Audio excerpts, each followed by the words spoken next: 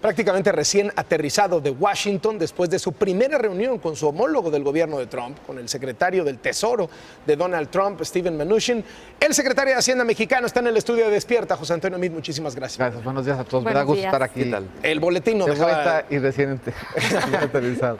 Gracias. El boletín como que pues, es un boletín, ¿no? ¿Cómo estuvo la reunión? Fue una buena reunión en varios sentidos. Debo de haber sido el tercer homólogo que recibe. Con eso manda una señal, recibió la semana pasada Agustín Carstens. Entonces yo creo que eso manda una señal de que quieren diálogo. Esto se ha visto con todos los diferentes interlocutores que saben que la relación es importante. El encuentro fue cordial, fue amable. Tenemos una agenda bien amplia, como toda la agenda con Estados Unidos. Hacemos mucho en lavado de dinero, hacemos mucho en temas de frontera, en la gestión de la frontera, en la parte aduanal. Hacemos mucho en términos de un trabajo compartido con los bancos. ¿Queda claro cómo en qué van, en qué están pensando? Mira, yo creo que con claridad de que la relación es relevante, con claridad de que hay que cuidarla y sí con una agenda muy clara, en el ánimo de encontrar un nuevo equilibrio en NAFTA, pero un equilibrio, como se ha dicho, en donde las dos partes, de hecho las tres partes ganen. Es un mensaje que también reiteró el secretario del Tesoro.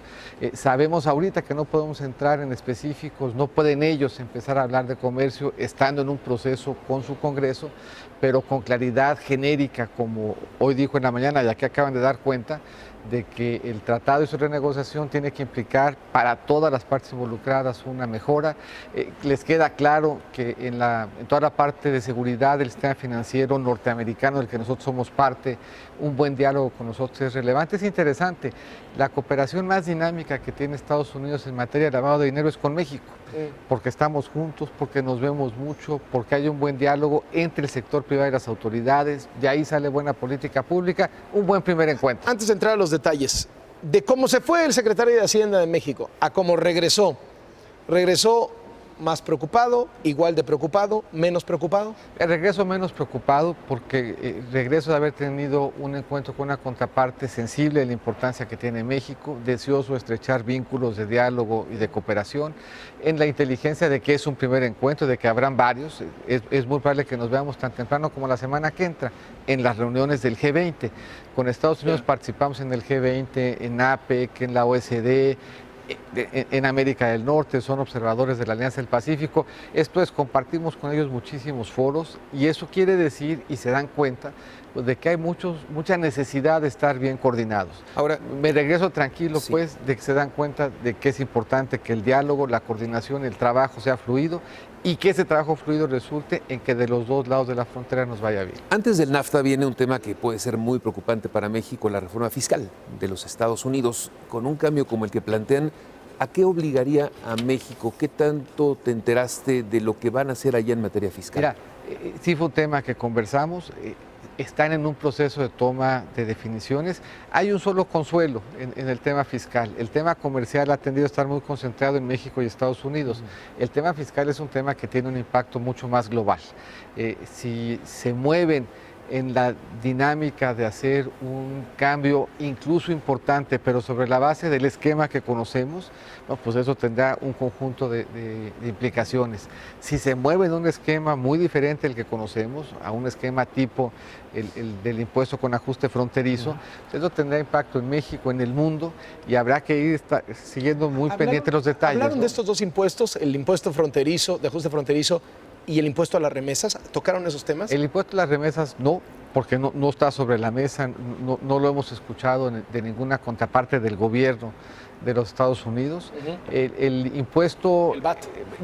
Le preguntamos expresamente y dicen, y yo creo que ahorita es correcto, que están temprano en el proceso de definiciones. Él no anticipa que esta discusión se dé antes de agosto, pero se anticipa que entre abril y mayo empiece ya la administración a tener una opinión mucho más fundada. Durante un par de meses la relación con la contraparte era pues un poco caótica porque de entrada no había secretario del Tesoro, pero en las partes, digamos, más bajas de la burocracia, que también son muy importantes, ¿cómo caracterizaría hoy la relación entre las dos secretarías? La verdad es que la relación institucional en general es fluida, pero tampoco había contrapartes ahí. De hecho, el secretario Mnuchin hoy no tiene todavía ratificados subsecretarios, no ha hecho propuestas incluso en el Congreso, y eso quiere decir que muchas de las áreas donde nosotros trabajamos con ellos no tenemos una contraparte formal. Entonces, esta dificultad un poco en el diálogo y la importancia de este primer encuentro, pues radica justo en la necesidad de restablecerlo, no solamente para México, sino pues, el mundo no ha tenido contraparte en las diferentes instancias y nosotros Muchos en la cabos parte sueltos financiera. todavía. Y empezará poco a poco, conforme vaya armando su equipo, a darle más fluidez al diálogo, pero insisto, con poco equipo, primeros días, 1 hora y media de un encuentro con México es una buena señal. Regreso un poco a la pregunta de Enrique. Si ellos cambian su sistema fiscal, ¿tendrá que haber una reforma fiscal espejo en México? Ya no necesariamente espejo, depende cómo la cambien. Tendrá que haber un diálogo con México y con el mundo, sobre todo si la reforma pues es una reforma. El impuesto, el impuesto fronterizo del que han hablado es un impuesto que en la forma teórica más pura implica lo siguiente. Implica que para una empresa en Estados Unidos puede deducir de su base tributaria todo lo que gasta en Estados Unidos, pero no puede deducir nada de lo que importa. Como un IVA. No, porque en el caso del IVA, y ese es un punto muy fino y muy importante, el IVA sí es neutral desde el punto de vista de comercio. Cuando entra un producto mexicano a Estados Unidos, paga los impuestos americanos. Cuando entra un producto americano a México, paga los impuestos mexicanos y desde esa perspectiva es neutral.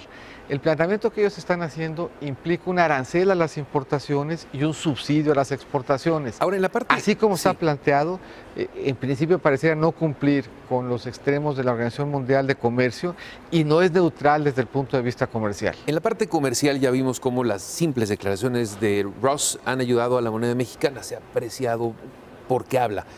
¿Cómo puede realmente México verse beneficiado con una renegociación del acuerdo cuando el planteamiento inicial es nos están afectando los vecinos? Mira, han pasado 22 años, lo decía Ross en la mañana, no había, por ejemplo, comercio electrónico, había muchos sectores mexicanos que estaban cerrados y que por lo tanto no podían ser parte del diálogo, pues, empezando por el sector energético, el sector de telecomunicaciones. La forma como comerciamos es muy distinta de la que nos habíamos imaginado. Cuando NAFTA empieza, pues nos imaginamos comprando manufactura avanzada de ellos y vendiendo frutas y verduras. Y la verdad es que lo que tenemos es un esquema en donde el comercio, sobre todo un comercio intermedio, y el reconocer que el comercio es distinto y darle un marco más acorde a la forma como evoluciona el comercio, debe de ayudarnos a los tres. Dijo Ross que va a bajar el precio del dólar frente al peso, que se va a recuperar la moneda mexicana tras la renegociación del TLC. ¿Eso contemplan ustedes también? Mira, ha pasado ya en estos días. La verdad es que... Sí, pero todavía no hay negociaciones, ¿no? No, pero se mandan señales y el mercado está atento todos los días a esas señales y el tipo de cambio se ajusta, a veces al alza, a veces a la baja. Nosotros tratamos en general de vincular el tipo de cambio a fundamentales para tratar de que el ruido sea menos y las señales sean más importantes y por eso en lo que a nosotros toca, pues mandamos señales de certeza, vemos con buenos ojos esta corrección que ha tenido el tipo de cambio en estos días, pero hacia adelante seguramente seguiremos teniendo un tipo de cambio que reacciona frente a novedades, que reacciona a veces frente a señales, a veces frente a ruido. A tweets, ¿no? Tal vez. ¿Ya pasó lo peor de la inestabilidad, le parece? Mira, yo creo que todavía falta. Ciertamente para nosotros, para nuestros mercados, es muy importante que tengamos claridad de cómo va a funcionar la relación con quien es nuestro principal socio comercial, pero yo creo que el hecho de que estemos hablando es algo que ya da tranquilidad. El diálogo en ocasiones implicará diferencias, en ocasiones implicará ruido, pero estamos sentados, estamos hablando, estamos negociando y ese es un mejor equilibrio que el hecho de que de manera unilateral alguien se hubiera salido del Tratado de Libre Comercio. Meade y Mnuchin son los dos secretarios de Hacienda, los encargados de la lana. ¿Hablaron de quién va a pagar el muro?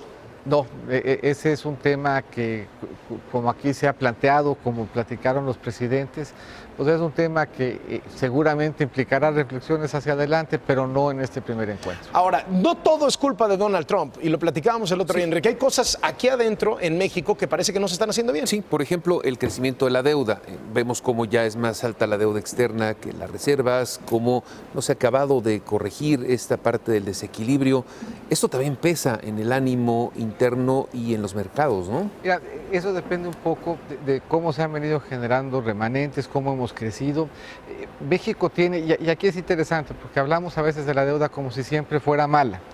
Y la verdad es que hay momentos en donde la política fiscal, el gasto y la deuda le ayudaban a la economía mexicana a enfrentar, por ejemplo... Pero ahorita sí las calificadoras están diciendo que la deuda es mala. Bueno, ahorita lo que están esperando de nosotros es un programa de consolidación fiscal que le estabilice y que empiece a caer. Y en eso estamos. La verdad es que México ha venido cumpliendo sus objetivos en materia fiscal. Dijimos cuánto déficit íbamos a tener el año pasado, tuvimos un poquito menos. Hemos dicho que este año tendremos un superávit primario, lo habremos de alcanzar. Entonces, en términos generales, nuestro proceso de consolidación fiscal sigue avanzando en un entorno difícil, en un entorno donde la economía ha venido creciendo, porque aquí parte de la trayectoria de deuda y parte de la trayectoria de la economía. Y si revisamos este último par de años, en temas que no controlamos nosotros, si se nos cae el precio del petróleo, se nos cae la plataforma, Estados Unidos crece menos en su producción industrial, el entorno global de crecimiento pues, es bastante malo, crece menos la economía de lo que nos hubiera gustado, pues incrementa el porcentaje de deuda de la economía. ¿Vienen más recortes entonces? Porque si no vamos a crecer lo que esperábamos y vamos a gastar igual, pues no nos va a salir. Bueno, nosotros habremos de gastar de forma tal que cumplamos contra nuestros objetivos. Y en términos generales, enero y febrero salieron bien. En materia de ingresos, pues, ingresos públicos, estamos monitoreando el gasto con cuidado. Si tenemos que hacer ajustes, los vamos a hacer. Si tenemos que hacer recortes, los vamos a hacer. Hoy no lo anticipamos. Hoy, como vemos la dinámica de ingresos, pensamos que podemos darle un buen soporte al marco presupuestal, pero habremos de cumplir con los objetivos que nos trazamos, porque es importante que mandemos esas señales de certidumbre desde aquí. ¿Ha sido buen negocio para el gobierno lo de las gasolinas? Mira, en términos generales vamos a recaudar, como aquí anticipamos, menos este año del que recaudamos el año pasado. Esto es el ajuste, la suavización, el amortiguamiento, incluso el ajuste original, implica que el impuesto no va a ser el que teníamos previsto el año pasado. Parte se va a compensar con excedentes, si fuera necesario parte con recorte, pero aquí la decisión que se tomó en enero nos permite hoy hablar de suavización, porque el grueso del rezago se resolvió en enero y por eso hemos tenido espacio. Pero le sigue para perdiendo el gobierno. Sí, el impuesto el sigue primer siendo... planteamiento no era suavizar el ajuste de los precios de las gasolinas. Bueno, de hecho, el primer planteamiento también suavizó. ¿Te acuerdas? Aquí platicamos que subieron todos los elementos del precio de la gasolina, el precio de la gasolina mismo, el tipo de cambio, y lo único que se bajó para que el impacto fuera el menor posible fue el del impuesto. Ahora, ¿cuánto bajamos en enero? Lo más que podíamos sin poner en peligro finanzas públicas. ¿Qué nos pasa hoy?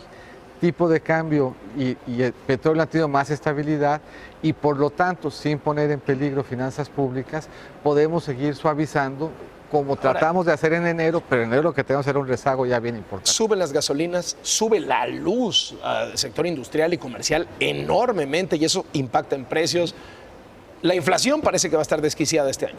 Pues mira, es una buena señal, yo creo, que nos preocupemos así como tú ahorita de que esté desquiciada, cuando estamos hablando de una inflación del 4.7% proyectada y la inflación para el año que entra en 3.7%. Pues hace muy poquito tiempo sí teníamos una inflación desquiciada cuando andaba en el 150%.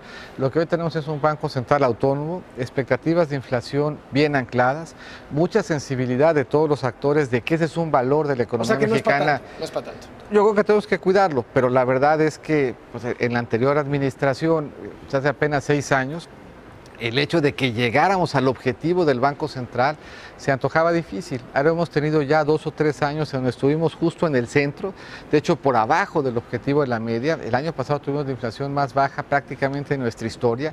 Entonces, el hecho de que en medio de la presión que hemos tenido por la vía del tipo de cambio, por la vía de toda la incertidumbre que hemos enfrentado, tengamos expectativas de inflación bien ancladas, de las cuales no nos vamos a salir, las cuales vamos a seguir cuidando, sí van a implicar este año una inflación, así lo ha dicho el banco, temporalmente por arriba de su objetivo, pero si revisamos, insisto, tan temprano como la anterior administración, pues esa fue sobre todo la norma, hemos convergido y no nos hemos desanclado, estamos bien. Ya están los panistas juntando firmas para bajar el impuesto, el IEPS, a la mitad. 120,000. Ya van 120,000, podrían eventualmente, por los tiempos políticos, presionar para que baje este impuesto. ¿Eso qué implica en términos de finanzas públicas? Sería yo creo irresponsable y esto manda a veces señales de temple, pues a nadie le gusta tomar decisiones que impliquen pues, la potencial afectación pues, de un precio tan importante como el de la gasolina, pero como aquí hemos platicado y como se sabe en economía, pues no hay ninguna comida gratis. Si quieren bajar el impuesto tienen que decir o en dónde lo van a subir ¿O qué van a recortar? Y en un bien tan importante como el de la gasolina, y en un momento yo creo que tenemos que mandar señales de certeza, sí preocupa que algunos estén queriendo aprovechar para mandar señales más bien de irresponsabilidad sin avisarnos, pues dónde queremos recortar o qué impuestos vamos a subir para compensar. ¿Están listos para la baja en la calificación? Ya muchos analistas dicen, ¿de qué viene? Viene. Mira, tenemos una expectativa negativa de las 3 calificadoras, la hemos tenido ya por algún tiempo. Tenemos una mejor calificación hoy que la que teníamos hace 4 años. En los 3 casos, tanto en Moody's como en Standard & Poor's como Fitch, la calificación que hoy tiene México es mejor que la que teníamos al principio de la administración. Las fuentes de incertidumbre de las calificadoras son distintas. A algunas les preocupa el crecimiento, a otras les preocupa si vamos a consolidar o no lo fiscal. Hemos avanzado bien en el diálogo con las calificadoras en por lo menos 2 frentes.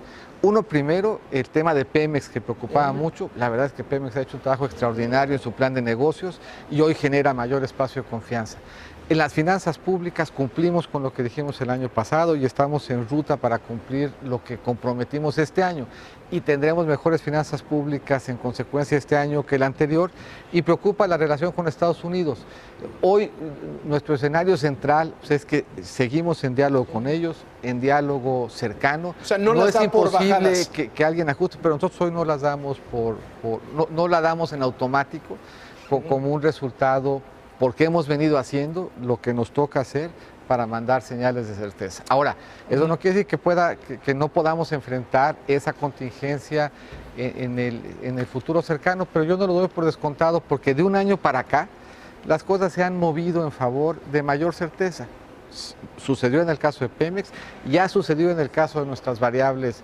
Y de hecho, y lo pongo en perspectiva, el que hayan visto que con decisión y con claridad, en el caso del incremento del precio de las gasolinas internacionales, nosotros aquí tomamos la decisión responsable, pues es un elemento que también gravita en el ánimo de las calificadoras. Secretario, gracias por venir. Muchas gracias. Y muy buenos días, el secretario de Hacienda.